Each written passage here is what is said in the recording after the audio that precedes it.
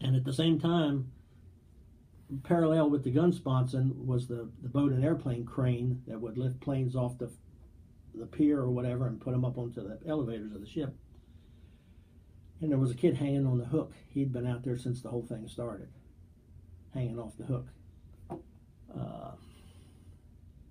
And we were still hanging on the side of the ship, and about that time, the tail section of a Phantom fell off the flight deck and just missed us by about 6 inches. And by this time, they were pushing stuff overboard. Things were falling off the ship, and it was about the same time that one of the arresting gear cables, which are about so big around, had been severed on the flight deck, and the explosions had blown it off the flight deck, and it draped from the gun mount over onto the crane.